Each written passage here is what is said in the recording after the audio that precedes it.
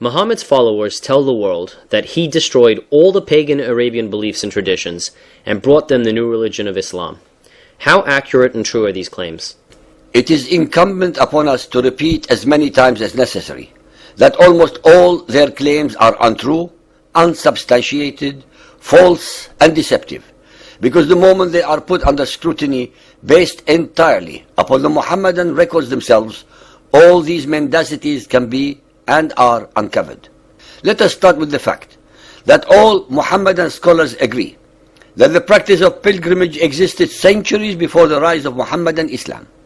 Muhammad and his pagan Arab, the tribe of Quraysh, as well as other pagan Arabs, were accustomed to celebrating this pilgrimage. Even after Muhammad declared himself the apostle of Allah, he and his followers continued to perform the pilgrimage's rites with the pagans at the Kaaba, which was still a house of idolatry since it still contained all 360 idols of stone. In the final analysis, Muhammad only changed a few items from the pagan traditions and fetishes, but successfully wrapped each one of them with his version of Islam. Almost every major Islamic history book documents these facts.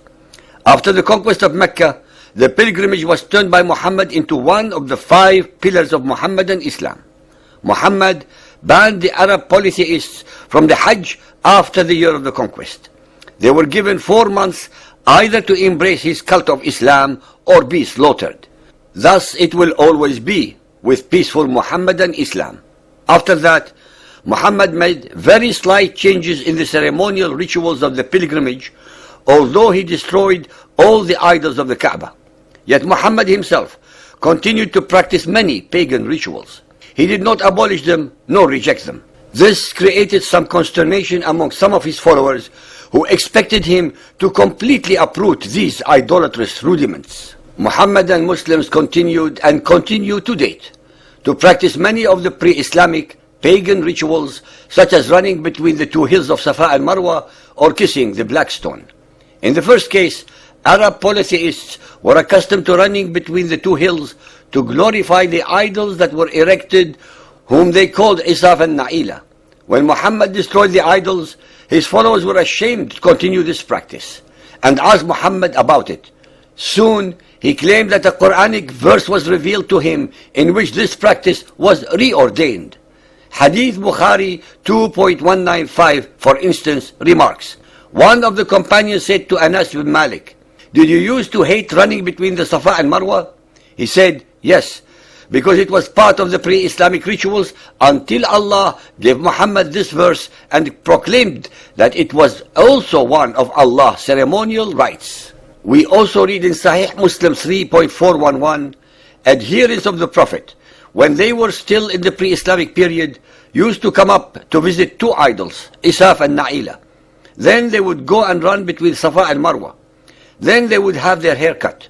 When Islam was established, they hated to run between them, but Allah sent down this verse, Al-Baqarah 2.158. Safa and Marwa are among the symbols of Allah. So if those who visit the house in the season or at other times should compass them round it, there is no sin in them. In Asbab al-Nuzul by Imam al-Suyuti, page 27, Ibn Abbas himself said, the demons in the Jahiliyyah used to circumnavigate all night around these 2 mountains. The idols were erected between them. When Islam came, they, the Muslims, said, "O Apostle of Allah, we would never run between the Safa and Marwa because this is an unfavorable matter which we were accustomed to do in the Jahiliyyah." Thus Allah gave the verse above. This unfavorable matter was strongly related to idolatry, but even so, Muhammad refused to abolish it, and several Quranic verses were given to confirm it. Muhammad himself performed it, and Muhammadan Muslims are still practicing it today.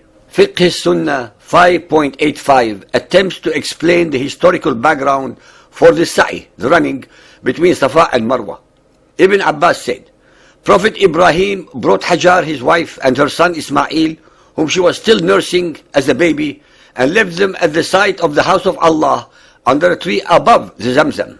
Mecca at that time was a place where there was neither water nor any dweller. He left a bag of dates and a container of water for them. Hajar drank from her water container and nursed her baby until all the water she had was gone. Her son grew hungrier and hungrier. She could hardly bear to look at him. She went and stood at Safa, the hill nearest to her. She looked down the valley to see if there was someone who could help. She could see no one. So she climbed down Safa and reached the valley. She struggled hard, crossed the valley, and reached Marwa. She stood on Marwa and looked around. Still, she could not see anyone around. She repeated this 7 times. Ibn Abbas added, the Prophet said, it is to commemorate this walk that pilgrims walk between Safa and Marwa. Our listeners should be made aware that the above story was concocted by Muhammad and his followers, since the Bible has no knowledge of Abraham, Ishmael, and Hagar of ever having visited Arabia or Mecca. In fact, the names Allah, Mecca, Kaaba, Zamzam, etc. do not exist anywhere in the Bible. Moreover, why would Allah have a house in Mecca where there was no water and no people? Why does the Quran assert that it was Abraham and Ishmael who actually put up the foundations of the house if there already was a house in situ? Can anyone among the believers who are listening dispute what we are saying? Sunan of Abu Dawood Hadith 1867, narrated by Abu Huraira. The Apostle of Allah entered Mecca, and after the Apostle of Allah had gone forward to the stone and touched it, he went round the house, the Kaaba.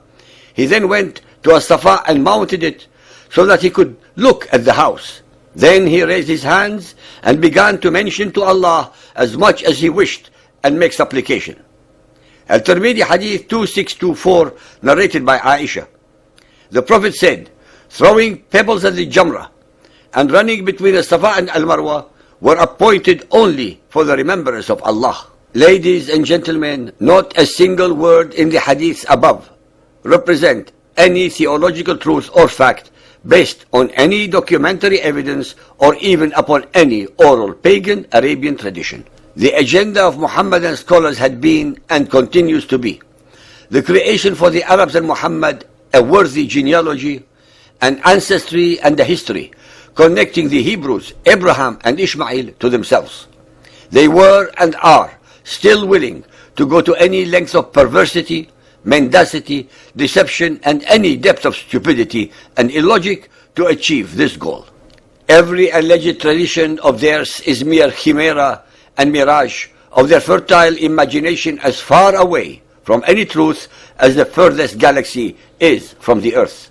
It is a pitiful and a pitiable sight when so-called learned Muhammadan scholars stoop to such levels of intellectual and theological depravity against all facts and all of documented history.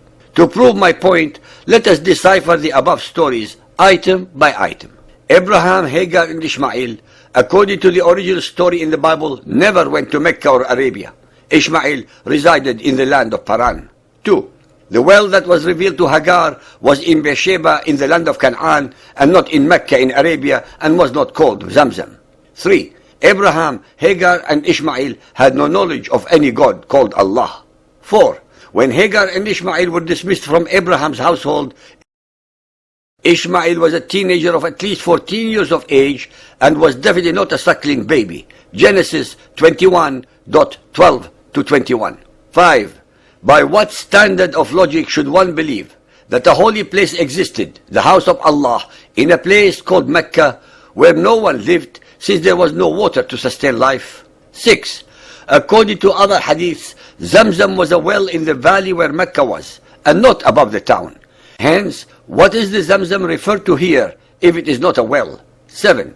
All that Muhammad and his followers performed during the Hajj, up to the present time, such as the running between Safa and Marwa, the kissing or touching of the black stone, the Ihram, the Umrah, etc., etc., were pagan Arabian traditions and fetishes long before Muhammad and his Quran.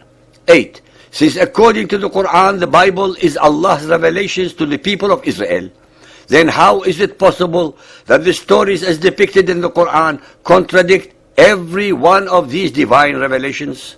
Muhammad had no choice but to incorporate all the pagan Arabian traditions and fetishes into his new cult beliefs. Otherwise, his Quraysh tribe and the other pagan Arabs would not have followed him. That is, he very conveniently Islamized them and gave them a biblical background to make them sanctified and holy.